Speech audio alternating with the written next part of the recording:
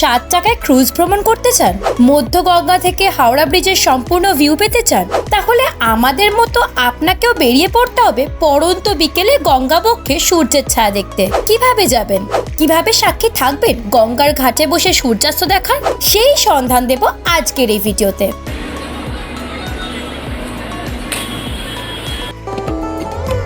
আজ আমরা বেরিয়ে পড়েছিলাম 7 টাকায় ক্রুজ চড়তে। পড়ন্ত বিকেলে মধ্য গঙ্গা থেকে হাওড়া ব্রিজের ল্যান্ডস্কেপ ভিউ আর গঙ্গা বক্ষে ডুবন্ত সূর্যের ছায়া ধরে এগিয়ে যাওয়াই ছিল আমাদের লক্ষ্য। তাই দেরি না করে তাড়াতাড়ি বাড়ি থেকে বেরিয়ে আমরা পৌঁছে গিয়েছিলাম হাওড়া জেটি ঘাটে। এই ঘাটটি রয়েছে হাওড়া স্টেশনের ঠিক বিপরীত দিকেই।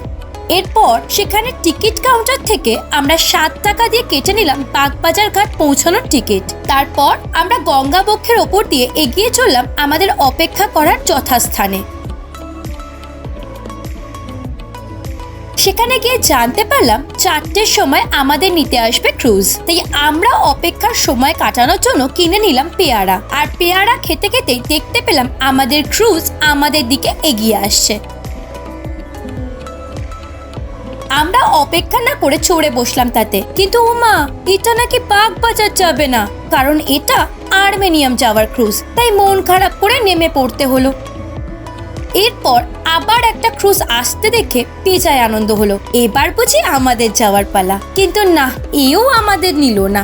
না, এটা বাগবাজার যাওয়ার ক্রুজই ছিল, কিন্তু খারাপ হয়ে গেছে। তাই পায়চারি করতে করতে চা কাকুকে দেখে আমাদের লেবু চা খাওয়াতে বললাম। তিনিও লেবু চা দিয়ে গেলেন। তবে চা খাওয়ার পর মনের সাথে সাথে মুখটাও খারাপ হয়ে গেল। অবশেষে মুখের স্বাদ ভালো করতে না পারলেও মন ভালো করে দিল আমাদের দিকে এগিয়ে আসা বাগবাজার ঘাটের ক্রুজ।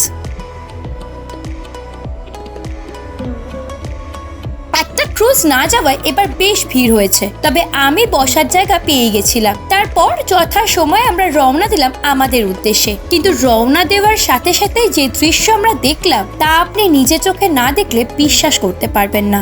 হ্যাঁ মশাই, উত্তেজনায় সিটে বসে থাকতে ইচ্ছে করবে না। কারণ যে ব্রিজের ওপর দিয়ে প্রায়শই আমরা যাতায়াত করে থাকি, সেই হাওড়া ব্রিজের নিচ দিয়ে কিনা আমরা যাব জলপথে। ভাবলেই কেমন রোমাঞ্চকর অনুভূতি হচ্ছে। আর যখন এই অনুভূতির সাক্ষী হলাম, তখন শুধু চেয়ে থাকা ছাড়া আর কিছুই করার ছিল না। ব্রিজের নিচ থেকে বড় বড় বাস গাড়িগুলিকে দেখতে লাগছিল ছোট ছোট খেলনা গাড়ির মতো। এরপর হাওড়া ব্রিজকে টাটা বলে আমরা এগিয়ে চললাম আমাদের গন্তব্যের দিকে। আরামদায়ক এই যাত্রার প্রথম স্টপেজ ছিল শালকিয়ার গোলাবাড়ি ঘাট।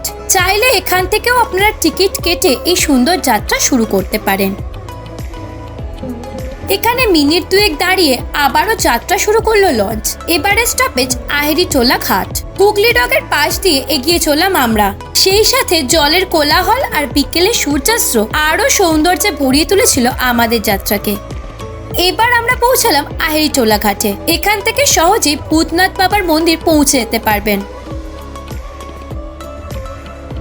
আবারও লঞ্চ যথারীতি চলতে শুরু করলো। শোভাবাজার যাওয়ার পথে গঙ্গার ধারগুলি দেখলে আপনার মনে হবে আপনি সুন্দরবনের ম্যানগ্রোভ অঞ্চলে চলে এসেছেন। মাঝ গঙ্গা থেকে দুই পারের গাছগুলিকে এতটাই সুন্দর লাগছিল। ওই মনোরম দৃশ্য দেখতে দেখতে আমরা পৌঁছে গেলাম শোভাবাজার জেটি ঘাটে। সেখান থেকে ক্রুজ আমাদের নিয়ে রওনা দিল তার অন্তিম স্টপেজ বাগবাজারের উদ্দেশ্যে। পথে পড়লো নিমতলা শ্মশান ঘাট, যা দেখে একটু মন খারাপ হলো আমাদের। তবে বাগবাজার ঘাট আসতে তড়িঘড়ি নামার আনন্দে সেই মন খারাপ চাপা পড়ে গেল মনের মণিকোঠায়। আর ক্রুজ থেকে নেমে গঙ্গার দিকে তাকাতেই চোখে পড়লো সূর্যাস্তের অকল্পনীয় দৃশ্য, যা সত্যিই মন ভালো করে দিল নিমেষে।